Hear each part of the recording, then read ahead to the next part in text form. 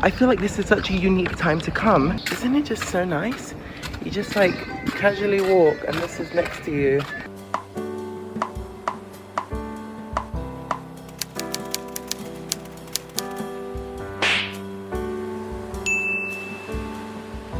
Good morning, guys. This video that I'm going to make today is on request of one of my subscribers. So it's kind of like a 200 subscriber special. So I basically posted saying, I have 199 subscribers. The 200th subscriber gets to choose the video idea. Shout out to James Longstaff, who's my 200th subscriber. And he requested that I made a video taking you along with me on my travels. So what I'm gonna do is I'm gonna take you with me on a day of me going around, a day of me exploring through every single step of the way. And I hope this gives you a little bit of insight and makes you feel like you're also traveling with me. We're gonna go to an area called Ia, which is like all the pictures you see of Santorini when you Google them. That is Ia. It's really beautiful and it's really iconic. Like, it's what you know Santorini for. I'm not staying in that area. I'm staying in Thera, which is more of like a central area. It's more touristy, it's more happening, it's more lively. So I'll show you a little bit of that as well. My parents, who have recently been here, seem to tell me that it's amazing, it's beautiful, it's stunning. So I'm really excited. I'm gonna have to get the bus to get that. I have no idea how to get the bus, so that'll be fun. Gonna figure that out and come along with me, guys.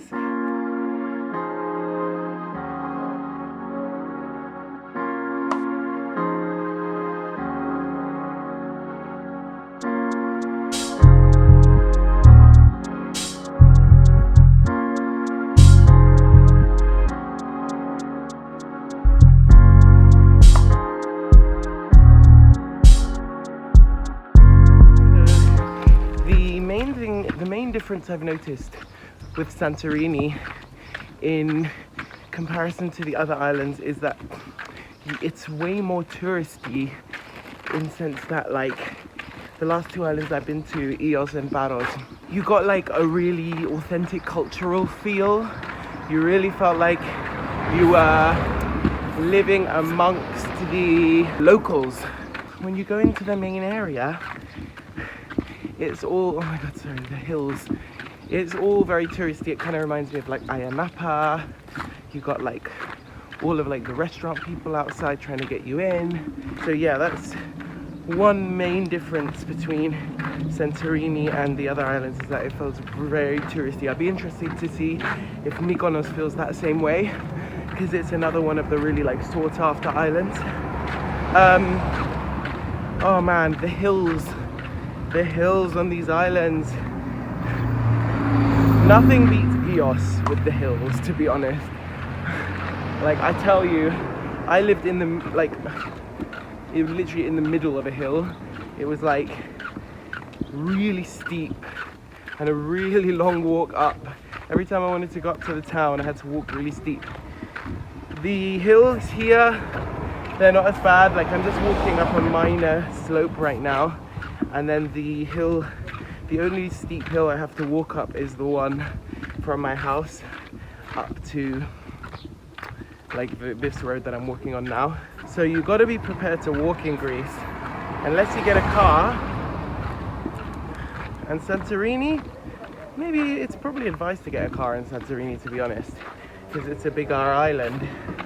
But if you're going to get a car in Santorini, then you have to prepare yourself for driving on cliffy edges and steep hills, because this whole island is basically built on like really steep rocks. Like, when I was coming in, I was like, whoa, I've never seen anything like it. Like, it's so unique in terms of its terrain. Like, it sets it apart from all the other islands by far, and I think that's what makes it so unique and so sought after. Like, as we were coming in and I just saw all the humongous rock formations, like, they were just so vast, so glorious. It makes you feel so small. I mean, it makes you realize just how big the world is. It's just like, when you think of like the fact that God, like you just, for me anyway, I can't deny God's existence when I see stuff like that, because I'm just like, wow, it's just too big and too beautiful to be unplanned, you know what I mean? But anyways, I'll stop my rambling. I'm almost at the laundry place. I'm gonna drop this off. Oh yeah, one other thing I wanted to say was, when I was in EOS, the phone broke, and I googled like tech shops in EOS, and unfortunately there were none. And so just keep in mind that like a lot of the islands that you're going to be on are going to be remote and aren't going to have these things. So if anything breaks, just keep in mind that Santorini does.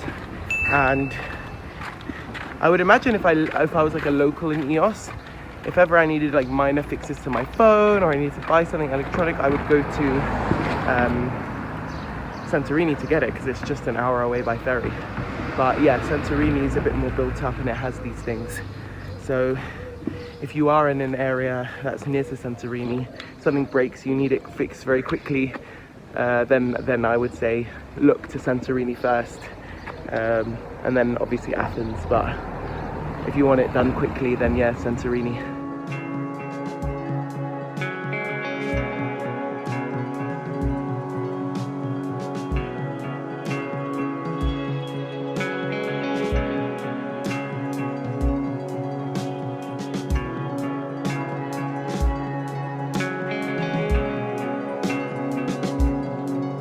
I really like this area, but the little, like, what they call the labyrinth, the little roads with the stalls on either side, like winding and winding, I would say that it's not really the same as the other places I've been to.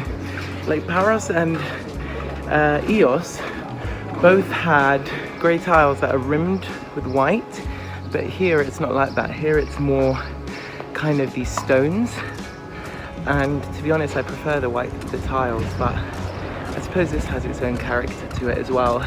So yeah, like Labyrinth isn't number one for me, but the views are killer.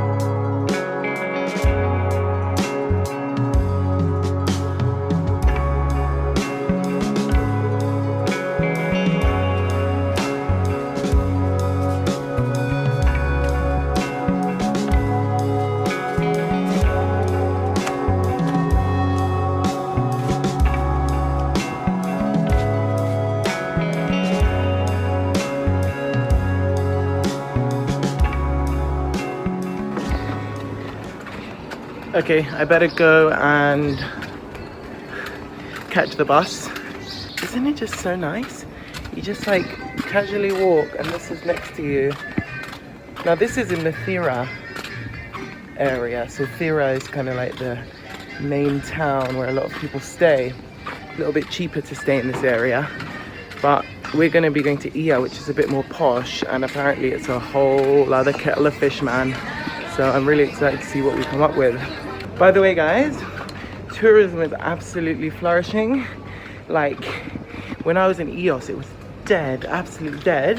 But now, you got Germans, you got French, you've even got people who seem from China or Korea. Yeah, you got a real multinational group of people who are starting to come in. And I went for a night out the other night, and it was packed, absolutely packed. So, in my last video, where I talked about the pros and cons of touring in 2020, well, I think I need to put an updated version of that, because Santorini has shown me something completely new. Like, I said basically in that video, if you haven't seen it, you can check it out here. But basically what I said was that tourism is down. If you want to come for the nightlife, don't do it. I still would say, like, if your sole purpose is to come for a nightlife in Santorini, then don't, because it's not like, I don't think in general it's like a place focused on nightlife. That's more like Mykonos and Chios when it gets busy. But I would say don't completely rule out the nightlife either, because it exists and it's busy. I went on a Saturday, so obviously, you know, and I saw that there were a lot of locals out. So I think also Saturday night might be exceptionally busy, but I haven't been out on other days, but I still wouldn't see why it wouldn't be busy. And I went to like 3 or 4 places and all of them were busy. A lot were, you know, had Greek people in it, but still, if you want a good vibe and have nightlife, it's possible this year, like, and it's a really good feel because it's like busy but not too busy. I've always been told that Santorini was like mega packed and like heaving with people and you can't do anything. Like, I feel like this is such a unique time to come because it's not that busy, but it's not dead either in Santorini. Like, it's just like a good amount of people. And my sister's in Mykonos as well, and she's saying the same thing. Like, it's busy enough to have a good atmosphere, but there's just not so many people that you feel like you just want to like get out of here. Like, it's just so annoying, right? So yeah, that's basically what I think. Anyways, I'm leaving Thera now and I'm heading to Ia. I'm going to the bus stop. I hope I don't miss my bus. Timings in this place with buses are kind of like my country, Cyprus, so I'm used to it, to be honest. But can I just ask a question? And this is for any of you who are from like other places in the world. Are bus drivers and people at bus stop miserable and moody in your country? Because in Cyprus, all the bus drivers are miserable and rude, and it's the same in Greece. Look, I ain't judging what anyone's going through. Maybe they're going through something. Maybe bus drivers are generally not treated well. I don't know, but I'm just curious to know, like, have you noticed bus drivers being very like kind of abrupt and curt and rude and looking at you with a really serious, like, kind of disgusted face?